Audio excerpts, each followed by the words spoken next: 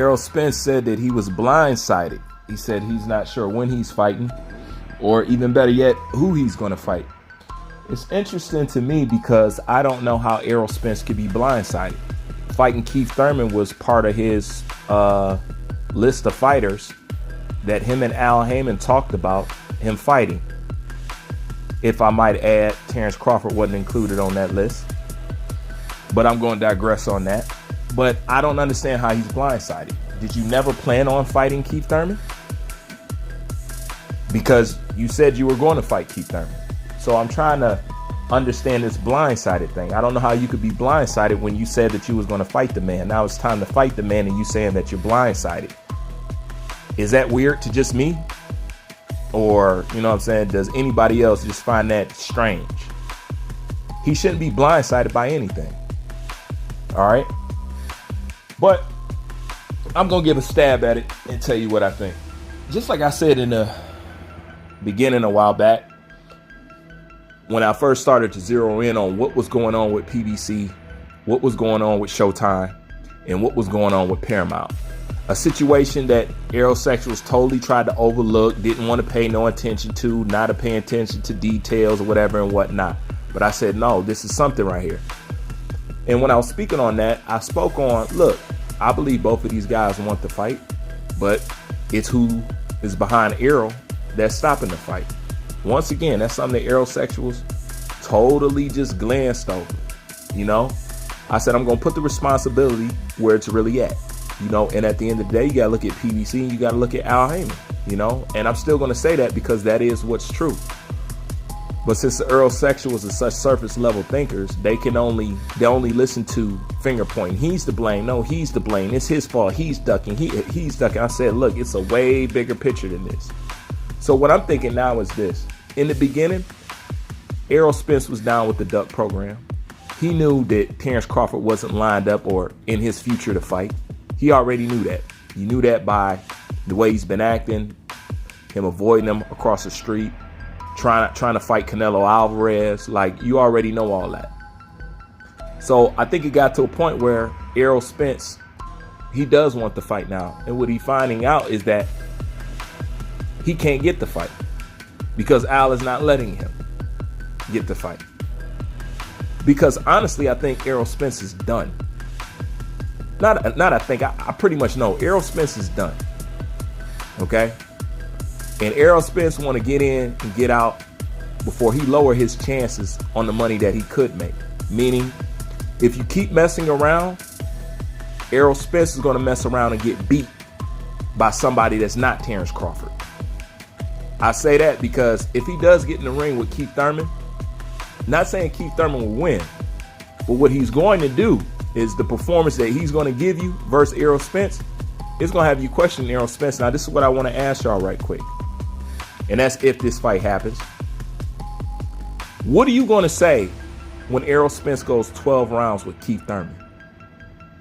Now, I already know what Bud would do if he got into the ring with Keith Thurman. You know what Bud would do? I think we all know. He would stop Keith Thurman. And we all know that. He would stop Keith Thurman. Yes, I know Keith Thurman is partial to body shots and he don't want nothing hitting him in the basement. You know what I'm saying? He don't like nothing below his chest. He can't stand it. That may be. But the movement that Keith Thurman has and his mobility is going to give a flat-footed fighter like Eroll some problems. And it's not going to be an easy night. That's something that he's going to have to work for. Now, Errol Spence should beat him, and you shouldn't have no problems there. The question is, how is he going to beat this Keith Thurman? Because let's face it, Keith Thurman ain't one time no more. He ain't been one time in quite some time. So what are you going to say when he goes 12 rounds with that guy? And then what are you going to say when he can't stop him? Okay? See, this is what I don't hear from you Aerosexuals. I don't hear no predictions on this. He gonna knock him out in 6 rounds. They ain't saying nothing like that. Have you heard something like that? I haven't. Huh? Saying he gonna blitz Keith Thurman. I don't hear none of that from y'all. Because you guys know Errol Spence ain't stopped nobody in a while. But what he's going to do is he's gonna put Errol Spence in a position well, y'all ain't gonna look at him like he all that. All right? Because skilled fighter, yes, he is. Good fighter, yes, he is. But compared to the level of Terrence Crawford, the kid is ordinary. Facts. You get mad all you want. You can claim fanboying all you want. Those are just facts at the end of the day. And I believe Keith Thurman gives Errol Spence some problems before he gets him out of there. And that's if he can get him out of there. But I'm still thinking this is a 12-round fight. All right? Because whatever Errol Spence was before the car accident, he's obviously less. And he's even admitted that himself. He's saying, of course, I'm not the same fighter I am. Those are his words, not my words. Okay?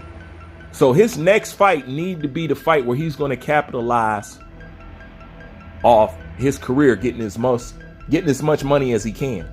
Okay? And I think he knows that. If you keep dragging it on, the kid going to get beat. Now, since he's blindsided, well, there is somebody called Boots Ennis who I believe has petitioned to fight Errol Spence for the second time. This is the second petition that they put up against Errol Spence. So if he don't want to fight nobody like Keith Thurman, and I guess Terrence Crawford is ducking you, you got Boots right there. He'll do it. But we all know he ain't gonna take that fight, is he? So since we know he ain't trying to fight no Boots, and Boots is supposed to get his shot, how is he blindsided by Keith Thurman? This is the direction you're supposed to go now. So go ahead and go. So Keith Thurman can work you over in a boxing match and have everybody saying, see, this is what I'm talking about with this guy. All right? Because I don't think he stops no Keith Thurman. He should. He's supposed to. He's young enough. But I don't think he does it. So that's why that blindsided thing, that's weird to me. It shouldn't be blindsided. You should be lining up to fight a Keith Thurman. Especially when you say you still think he's a credible opponent. Which goes back to what I said. That PBC roster is old. Prime on prime, you don't get that with PBC fighters. Prime on prime is more like, you know what, I take that back. If the David Benavidez and Caleb Plant fight goes through, that's more close to being prime on prime. You know, a prime fighter gets another prime fighter. That's something that Errol Spence hasn't done yet. He hasn't faced another him. All right? That's just as young. That's just as fresh. He hasn't done that yet. But you beating up on the old guys of yesterday. Yes, you are. Yes, they do got names. Yes, on paper, it looks immaculate. But in reality, these guys don't pose no threat because they 1 foot out the door. All of them that he fought from Kell Brook on down, 1 foot out the door. Name me the prime guy that he has fought. They don't exist. That's why I said the kid's resume is a mirage. It's full of star-studded names that are no longer what they used to be. Straight up. And that's why some people believe that Manny Pacquiao would have whooped on Eroll. And he pulled out of fear. Now, I give him the eye injury thing. I don't mind that. But I believe Manny Pacquiao in his old age would have gave Errol Spence a working. Matter of fact, I'll even talk about it in the next video. But that's all I got for now. Like, comment, subscribe. Bruce Van, I'm out.